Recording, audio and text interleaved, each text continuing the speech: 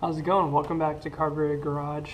Today we're continuing with part 2 of the Briggs & Stratton / Craftsman mower engine rebuild / installation. So had to get a new tool. I keep wanting to say spring compressor, but I know that's not right. Had to get a piston ring compression tool because there was no real good way to compress the rings on the piston. I tried a couple weird tricks, but none of them worked, so got to do it the right way. So that's going to be the first order of business. Hopefully after that and the crankshaft / cam is in, hopefully everything else should be pretty straightforward. Snip, snap, everything goes together hopefully pretty easily. So let's get started.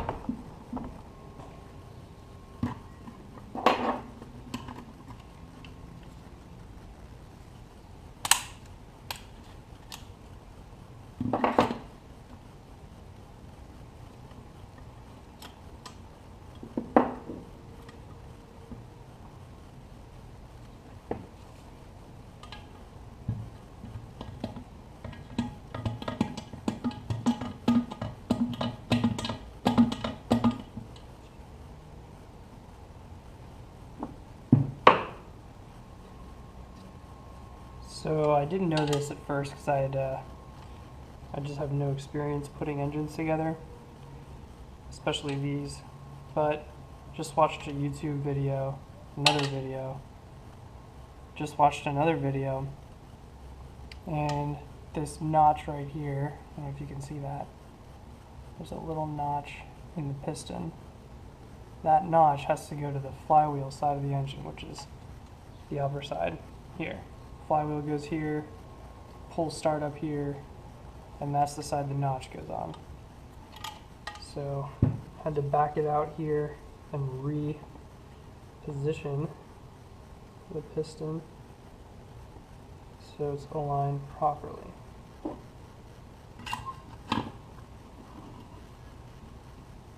I'm going to lube this sucker up, some good oil.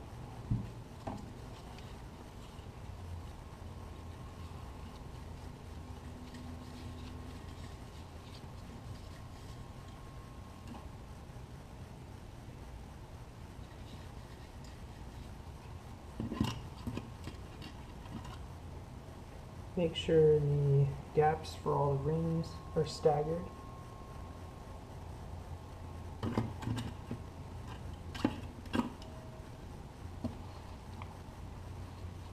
And we should be good to start tightening her down.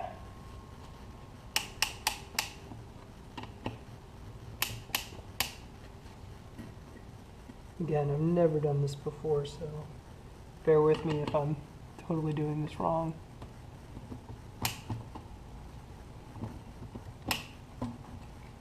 I hope this works.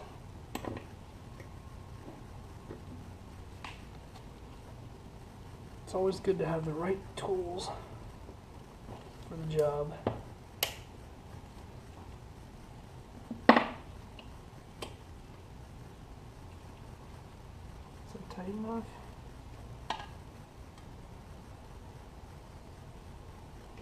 Tell.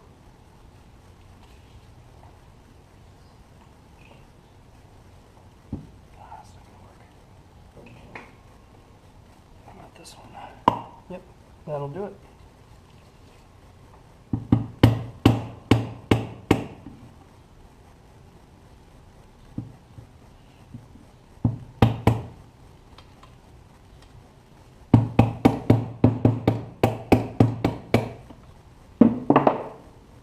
Tighten a little more.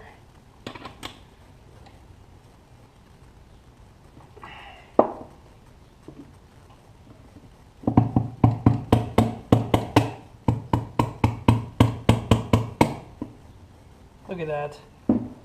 slid right in.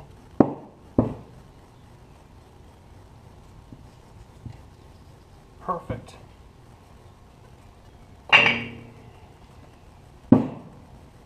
And the ring compression tool pulls through.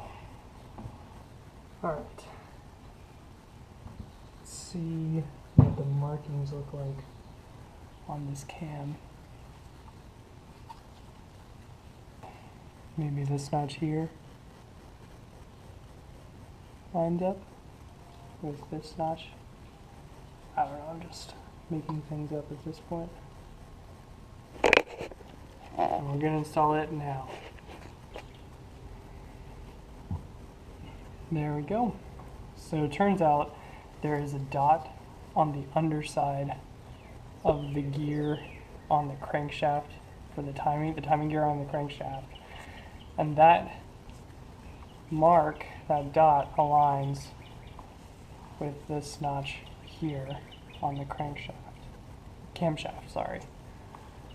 So once you line those up, it's all timed and ready to go. It's got the oil slinger installed. Now the tricky part is to keep all of this together when mating it with the other half of the engine. Here comes the tricky part. See how this goes. I feel like I'm putting two halves of a, I don't know, big sandwich together, trying not to lose any of it in the process. This is a lot more challenging than you may think. So you got all these parts in this half that have to stay together, and then it goes in here. We're still going to have to put the crankshaft on. Oh, it's going to be a mess. Oof.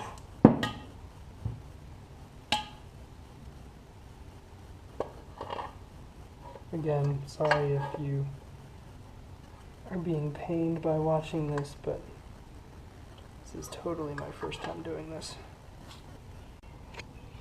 Alright, so that was kind of a mess. I had to get the adapter for the blade off the end of the stupid crankshaft. It's kind of rusted on there, so I had to use my bearing puller to get this off.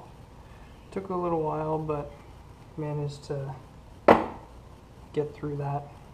And I had to do that because when the crankshaft was through the, I guess the crankcase back here, there was no really good way to put everything inside together because that plate would be in the way. So I had to take all that off so that I can put crankshaft in like this and then reassemble everything else. So hopefully this goes smoothly. We'll see.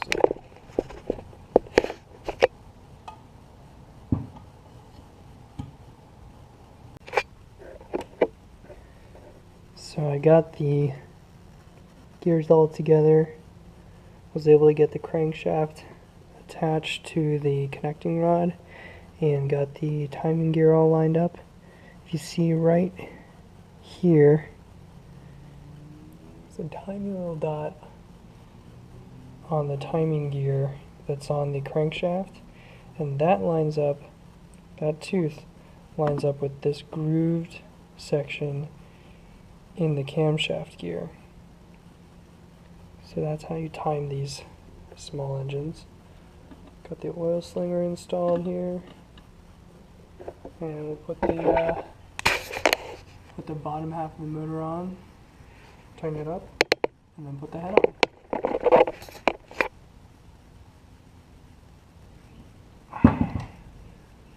Looking good, looking good. Check that out. Piston goes up and down. I think I have the timing pretty dialed in. There's the exhaust stroke. See how the exhaust valve just closed, and here the intake valve is just beginning to open as it's going down. Intake stroke here, intake valve's open. Now the intake valve and the exhaust are closed, so it's compression. No valves open. Goes down. And that's the power stroke. Now the exhaust valve just opened. As it comes back up, that's exhaust. And it goes back intake. Compression. Power. Exhaust. Pretty sweet. Head gasket next, and then the head goes on.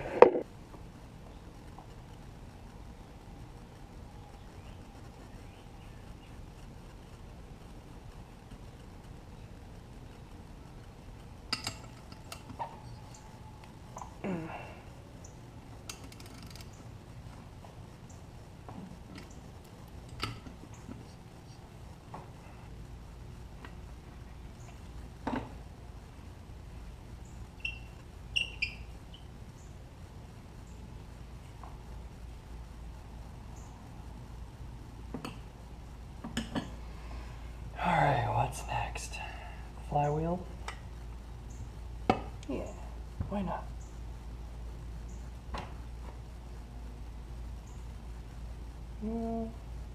Yeah, we can put it in the engine next. Let's do that. Or in the chassis. Yeah, whatever.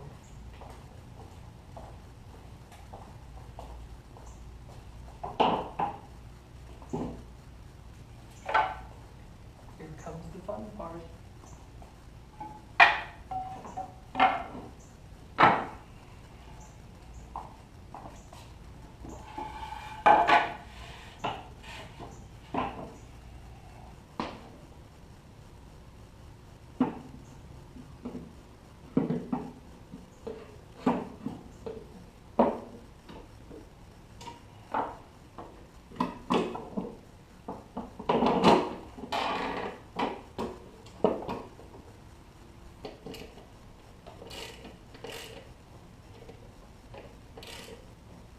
So unfortunately I wasn't able to get done putting the mower back together tonight.